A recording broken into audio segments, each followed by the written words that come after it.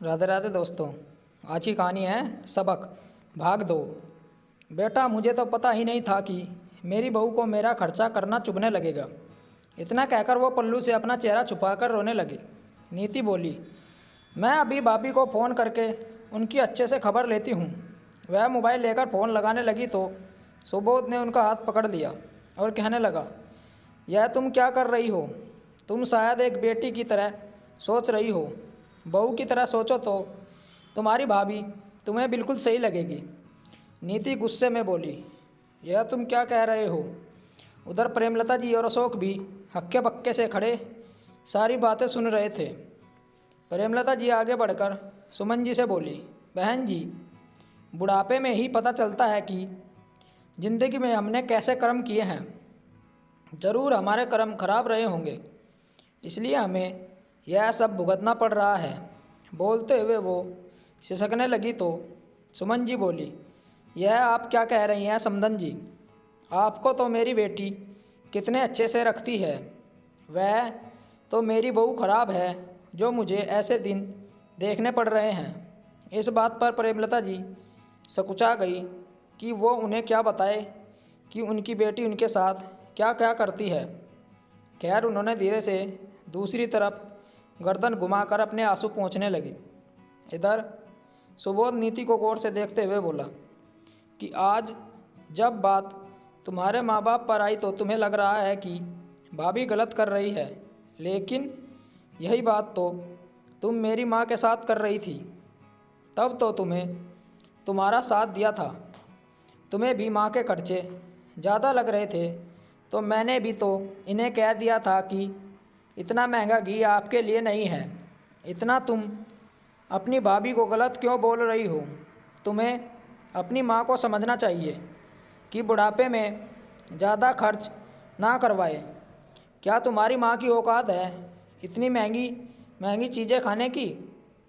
नीति गुस्से से बोली, मेरे भैया इतना कमाते हैं तो क्या वो थोड़ा सा भी खर्च नहीं कर सकते?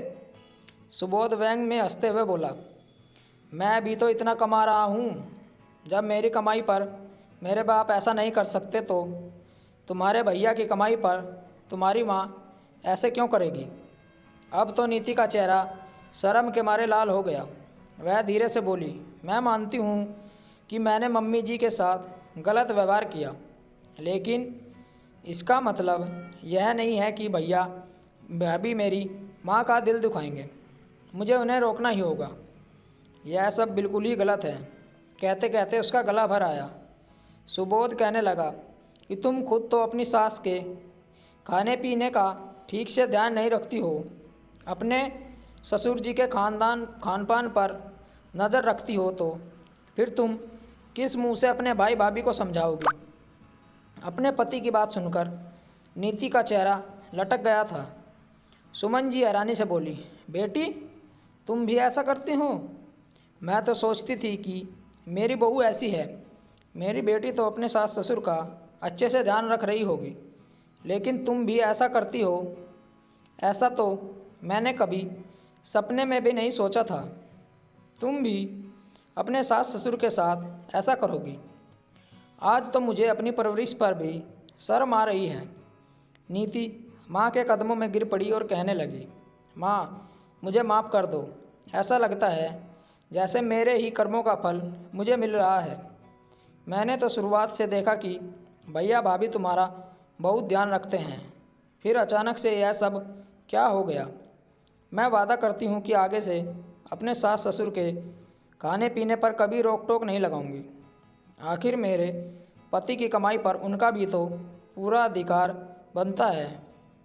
पति की पूरी सैलरी पर अधिकार जमाने के चक्कर में मैं पागल हो गई थी।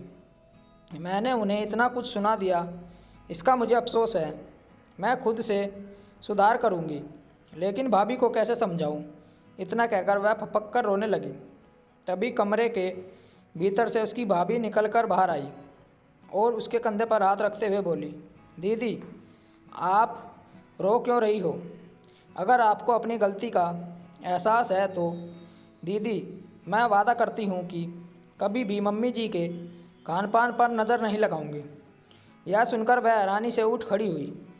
पीछे से उसके भैया भी निकल कर आए और कहने लगे, हम कभी नहीं गए थे, हम घर में ही थे और यह सब हमारी सोची समझी प्लानिंग थी।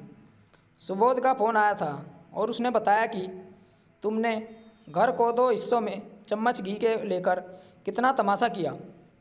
हमें तो यकीन ही नहीं हुआ कि तुम ऐसा कर सकती हो। बस तुम्हें सबक सिखाने को हम सब ने यह प्लान किया था। भाई की बात सुनकर मानो उसके सीने से बहुत भारी बोझ हट गया। वह गले गले से बोली, अच्छा है, मैं यहाँ माँ के लिए इतना परेशान हो रही हूँ और आप लोग सब मिलकर एक्टिंग कर रहे हैं।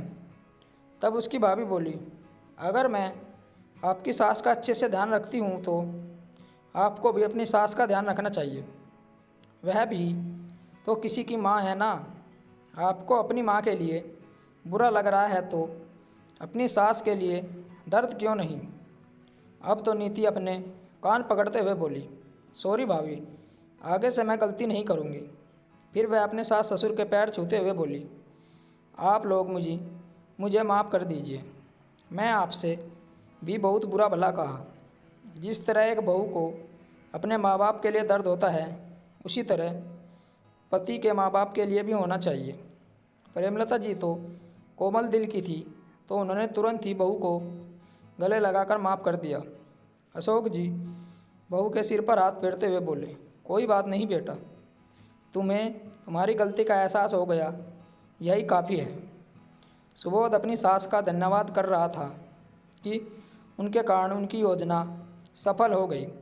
स्टोरी को लेकर आपकी क्या राय है, नीचे कमेंट करके हमें बताएं। ऐसी ही और बेहतरीन कहानियाँ सुनने के लिए हमारे चैनल को ज़रूर सब्सक्राइब करें।